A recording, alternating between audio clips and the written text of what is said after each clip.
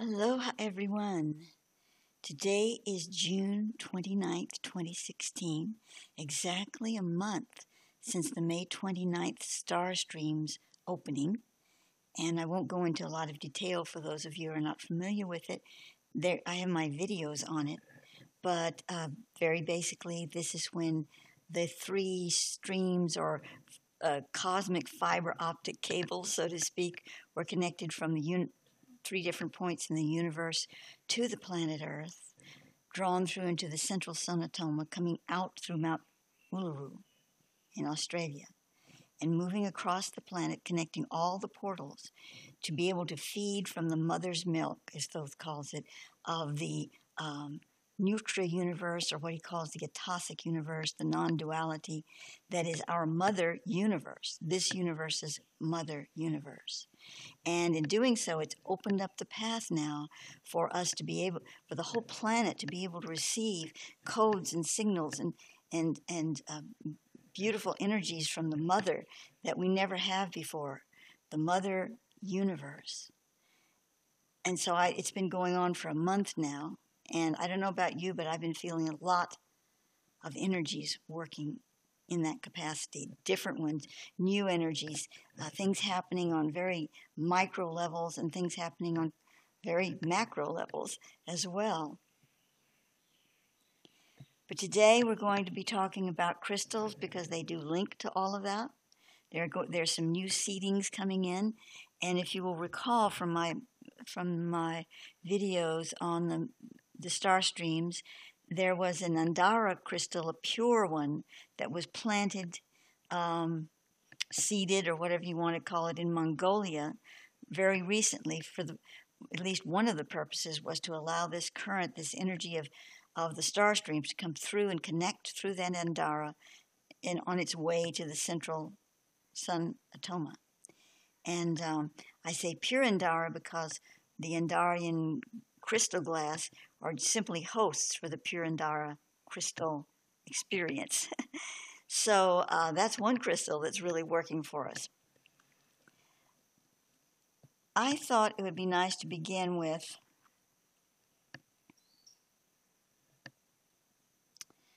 let me see, I'm going to open a page. Hold on, everyone. Back in 2007, Thoth was directing us to work on a project called the Amaru Crystal Seeding Project. It was really just a small little project. It wasn't really big, but it seemed to serve its purpose. And there were those people who joined us with that, and they would go to different places in the world that they were going to anyway, sacred sites and whatever, and they would take crystals and create an energy field with it that seeded it with this Amaru frequency. So I'm going to read to you what I wrote about it at that time. According to my transmissions from Thoth on the spring equinox of 2007 at the Amaru-Maru Interdimensional Gateway portal at Lake Titicaca, Peru. You see that above. I've kind of artworked it a bit, but you can see that portal there. A vein of stone was turned to an unusual crystal matrix. It runs like a ribbon beneath the surface of the earth, but will be discovered and selectively mined in the near future.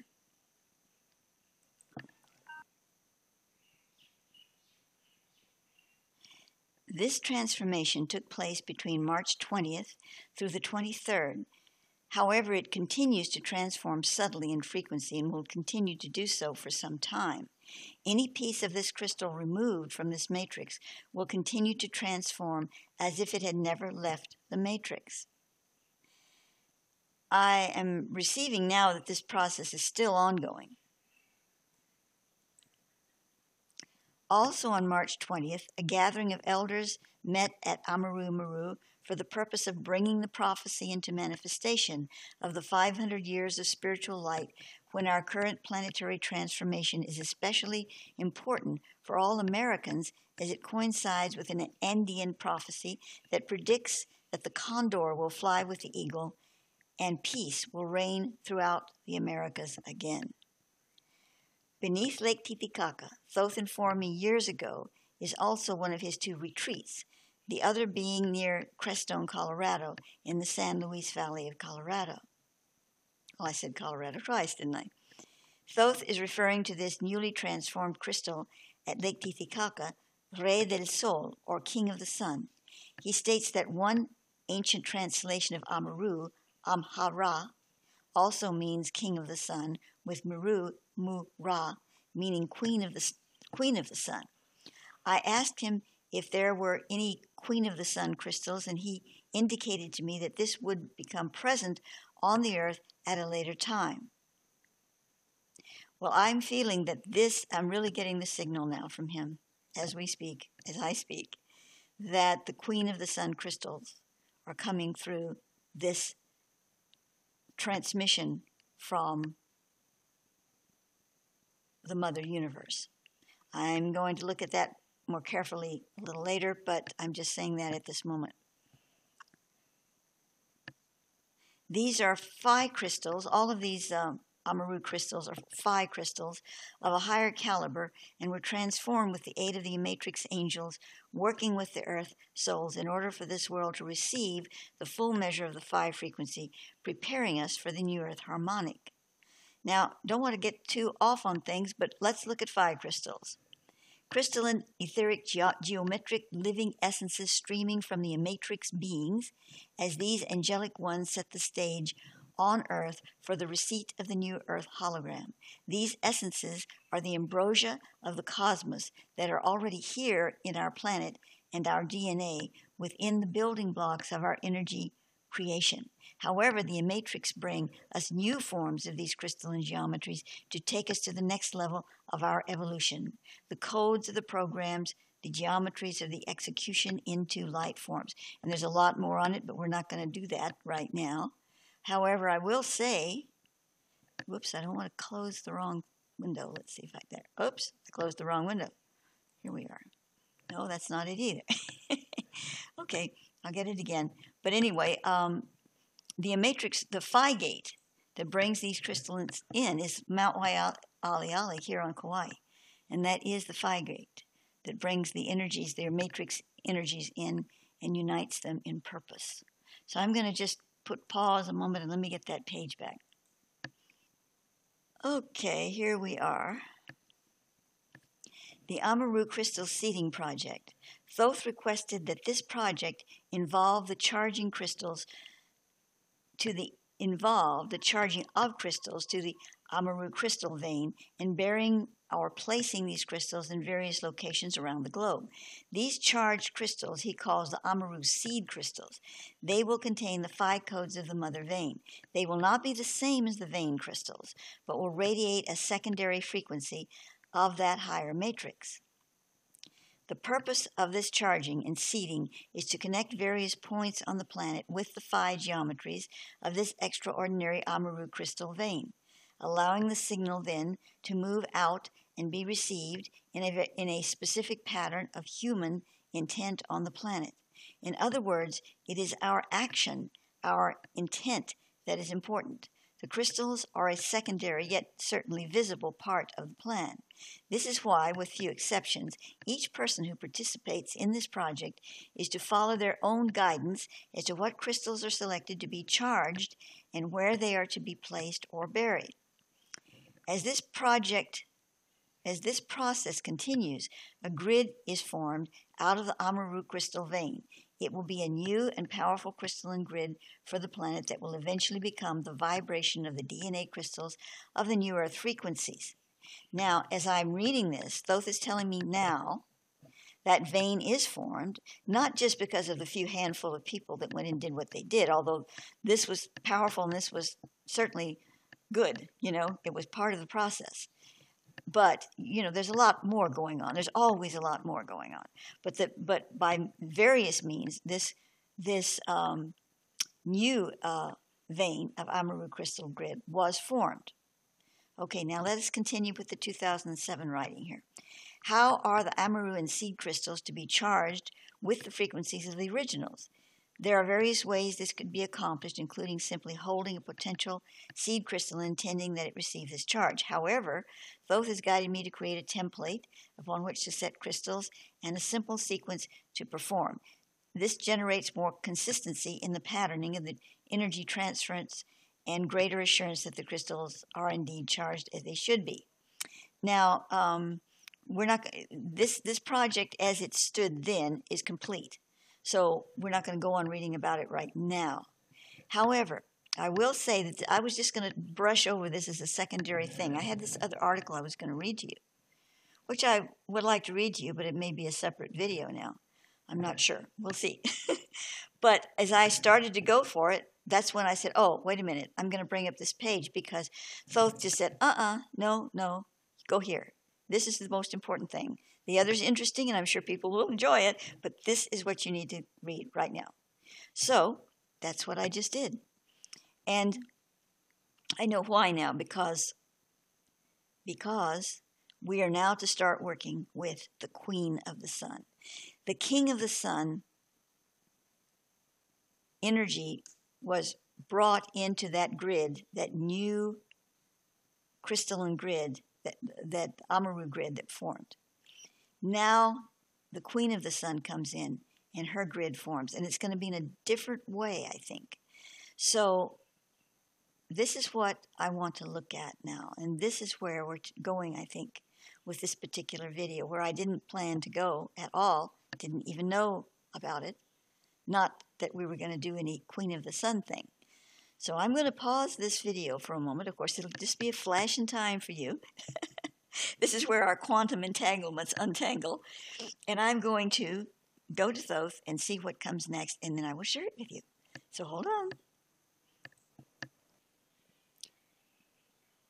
Well, Thoth was directing me to go to this video, which I've been watching, and I was intending to include a little bit of this on the video I'm making now, but it's taken a different turns to how we're sequencing this.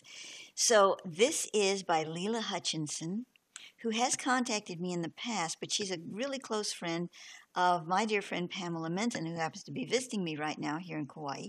And Pamela is one of the Sholar Sisterhood, who are the guardians of the hosting skulls for the Osiris Arising project that I and Thoth instigated. So Leela has not only been in this incredible cave in Mexico. It's called, and I want to pronounce it right. I know I'll pronounce it wrong because I usually pronounce things wrong, even the words that Thoth gives me. But it's called Nicaea, I believe it is. Mexico. It's that huge crystal cave, with giant crystals in it. And she's extensively been in there, and she's knows a lot about it, and I believe she's receiving information on it, and it's really amazing. Now all the crystals in that cave are selenite, and Thoth has always told me that selenite was very, very special, but he didn't tell me all of this that she's talking about. However, I'd like to kind of blend the two because I think this is an important part in talking about the whole frequency of this Queen of the Sun coming to us. So I'm just going to take a few bits of her video here. This is a good video, and I'm going to put the whole video in on the page that I embed the one I'm making for you now. So you can have both videos to watch. But it is rather long, so I'm just taking a few pieces here to show you. So here we go.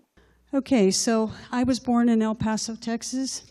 And the reason I'm showing you this is White Sands military range. So we have a lot of light and dark play that's happening here. So in the military range, they control most of White Sands. Well, I didn't know as a child that White Sands is complete gypsum, which is selenite.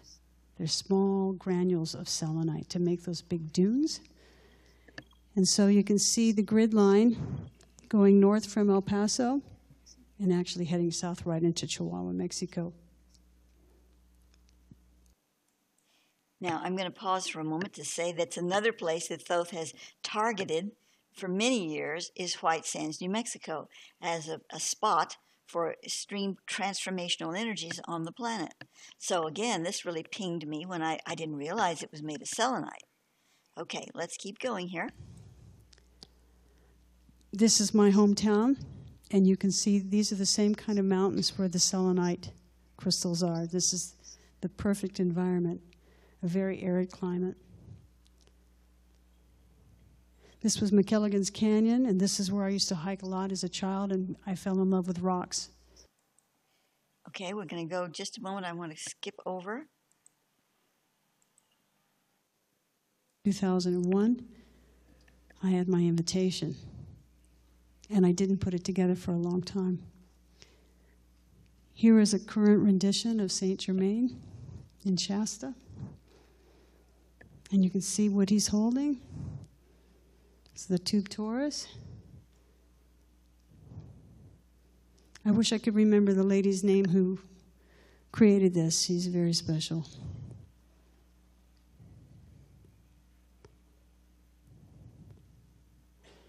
So now we come to, I love maps, so we're looking at NEAAF. This is where those giant crystals are located. Okay, so I mispronounced it. It's NEAAF. Gives you an idea, Copper Canyon, the Sierra Madres.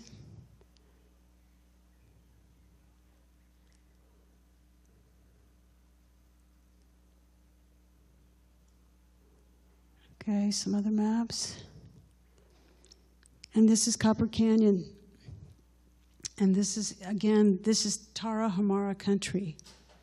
And the Tarahumara Indians were very mystical, and still are, very mystical Native Americans that are some of the greatest runners in the world. And the man that I got the invitation to go in the Crystal Caves was the manager for a racing team of 5 Tarahumaras that won several races in the United States, up at the Leadville 100. So they would run 100 miles at a time in the Los Angeles Crest race.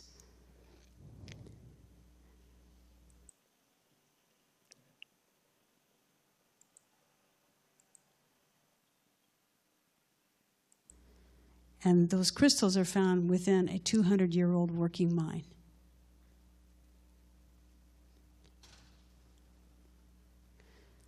So I'd like to read this to you. The NEAAF selenite crystals appeared in the depths of our planet when human beings had lost the capacity for amazement, since we had already seen everything on the Earth's surface. NEAAF has revealed itself to us for an instant of its long geological life before it is submerged by the waters again. It is submerged by the waters again. The NEAAF crystal cave is located 300 meters below ground. Filled with enormous, spectacular selenite or moonstone crystals, it reveals its beauty in an atmosphere where its icy appearance contrasts with the high temperatures in its depths. Through the magnificence of its crystals, it leads us down a myriad of paths: scientific, technological, artistic, philosophical, and one involving the magic of nature. It also brings us face to face with an unavoidable responsibility, our obligation to protect and preserve it. Unfortunately, I will tell you that because it is a working mine that extracts resources such as lead, zinc, and silver, once all of the ore is out of the mine, they will allow the mine to flood again. And so,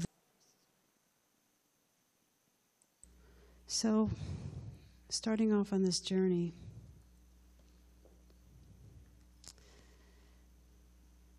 boy, I don't like the way this looks here. Let's see what I can do.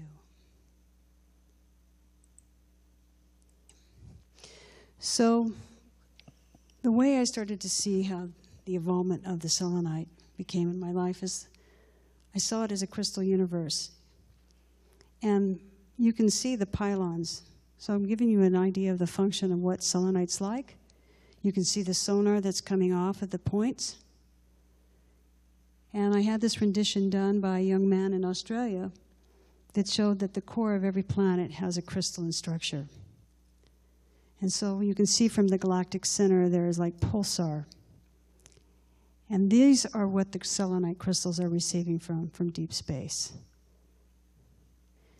And then the next image here is to show you that I believe there's probably many planets that have the same kind of environment that Earth has. These are exactly how the selenite crystals were formed off the minerals from the top of these desert-like mountains. And through evaporites, they were created. But the ones in Nika, Chihuahua are very unusual because they set below a major, well, there was an aquifer that sunk, and then they grew on top of that. So here's a picture of me that was taken yesterday holding a beautiful selenite sphere that Leela gave to Pam to give to me. Now that's not from Nika, but it's a very special crystal and it's selenite. And she felt that I should have this one. And you know, I feel it's part of what is coming through now for me to have this. And when I received it, I took it over to the my matrix oracle for the hosting skulls for the Osiris Arising project, and I placed it behind the White Queen. That was where it needed to go, right there behind the White Queen. There had been a previous crystal there who has recently gone with a friend of mine that originally owned it, and she brought it back into her space to place it in the waters, or the headwaters of the Waialeale Falls. And so it's there. I imagine she's done that. She's placed it there. So the heel stone, as Thoth calls it, behind the White Queen was now missing, which is okay. You know, that was the way it was supposed to be. And I thought, well, I guess it just doesn't need one now. But when I received this, I knew that's where it was to go, behind the White Queen skull, which is, of course, the hosting skull for the true dweller crystal skull of what we call the White Queen, who the being has had many incarnations, as Mary Magdalene, Nephthys, and Lemurian priestess. That's the one that her crystal skull is actually from. And that skull, that real one, is inside Mount Waialeale. So all of these things are connecting. And of course, I live here where I can just look right off the lanai, and there is Mount Waialeale in all its splendor. So I believe that this sphere of selenite is serving a very special purpose with this whole now Queen of the Sun project.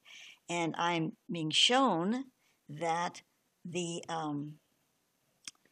White Queen skull, and that is this one over here that you see in this picture with me here, is essential for the project as well.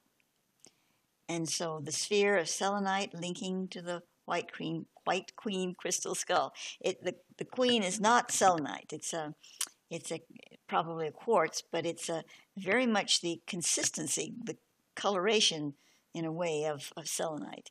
Not exactly, of course, but there's a similarity.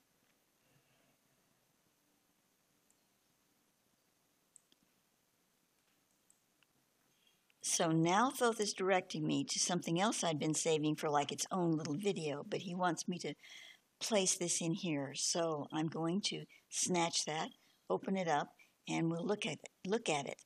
Usually I have everything ready, but you see, this is more impromptu because I thought I was going in one direction, and it seems I'm being led in another. So now we go to an Ancient Aliens, episode 11, season 11, episode 7, The Wisdom Keepers. This is on Australia. Now, if you'll recall in the Star Streams material, Uluru, what you're seeing here is this giant red stone, is the point where the star streams came up from the center of the earth. Once they came down from the 3 points in the heavens into Mongolia through the Andara crystal that has been seated there, into the central Sunatoma, came back up through Uluru. Now, Thoth had told me that there's a portal there that was only cracked open right now, and it needed to be fully opened again for this energy to move through. Well, he told me that in April, and 2 days before the May 29th date, when it was due to come in and up and out through Uluru, there was a 7-point-something earthquake next to Uluru, a few miles away. So this is what triggered the opening of the portal more, so that the energy could run through it. Now, because it's such a key place, and Thoth told me also that there's a giant crystal underneath Uluru that was planted there, not a natural crystal cave like we see over, in Nika, but a crystal pillar of some kind. And as I'm with it right now, at this moment, he's telling me that the crystal pillar is a form of selenite. He's saying that it's not exactly the same as one would find naturally in the earth, because it's from another realm. So it's let's say a super selenite, you might say. It has some differences, but it's definitely kindred to that and resonates with that frequency, only amplified 1,000 times. So now we're going to just watch this little piece here.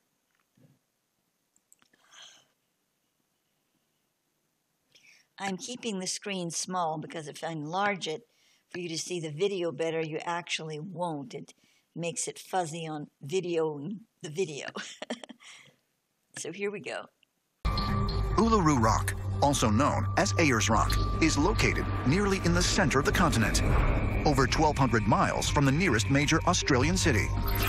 This geological anomaly is one of the largest isolated rocks in the world.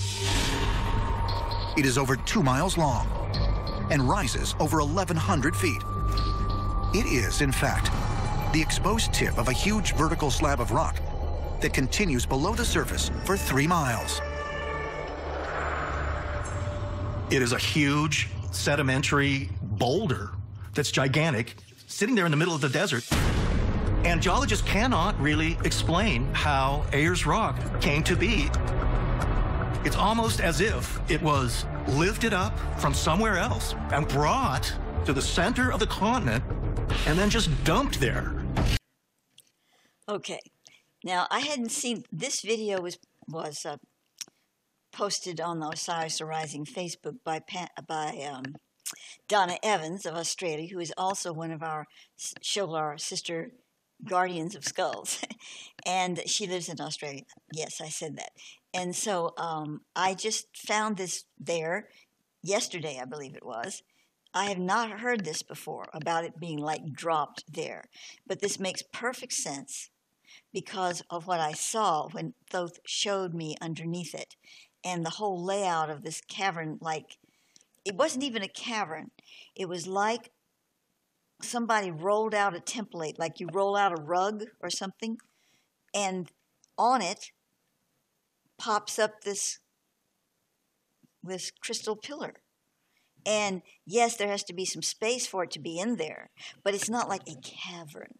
It's more like a box, like a space that just plunks down. There's room for the crystal, and then there's more room, and then there's a ceiling. Everything seems smooth. It doesn't seem, natural stuff.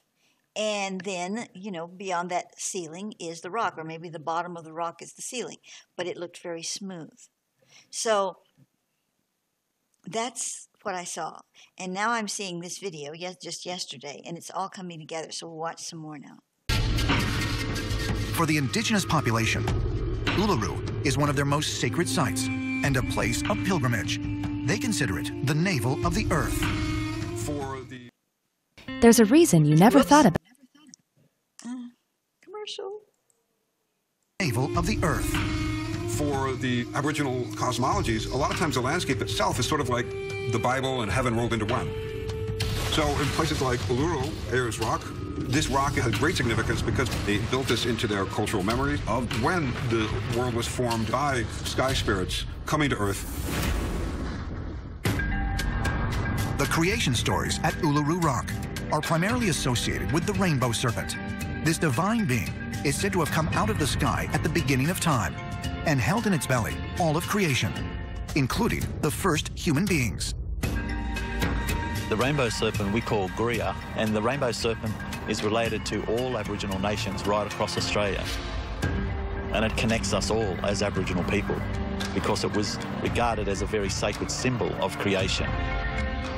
An elder we're in good contact with told us a story about Uluru, which is quite fascinating, that we were actually seeded from a spear from the Pleiades through space. And it actually hit the ground. And where that place was is Uluru. So Uluru, in its creation story with the rainbow serpent, could perhaps even be indicative of an ancient astronaut kind of seeding moment in our history. And so it all comes together more and more.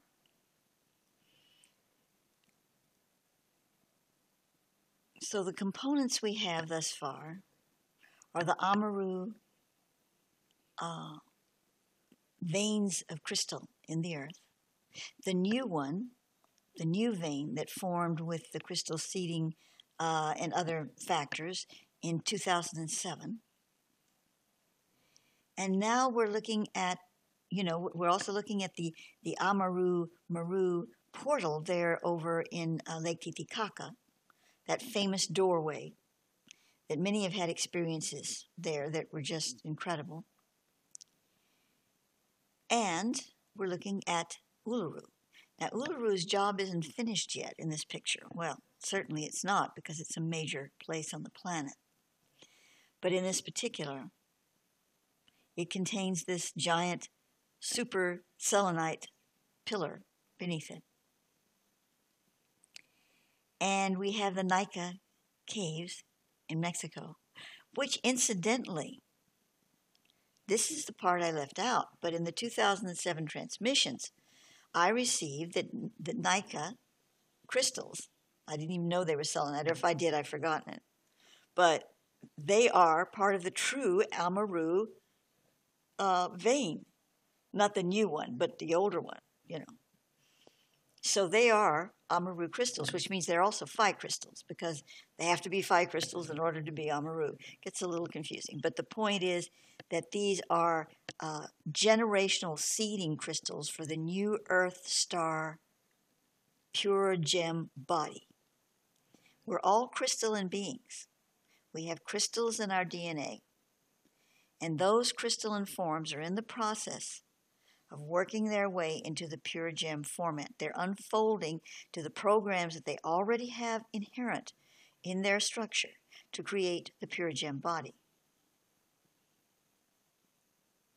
And the pure gem body is a crystalline, water-based, light-based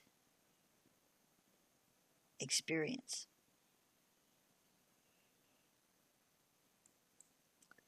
So I'm receiving from Thoth that this needs to be the end of the first installment on this subject.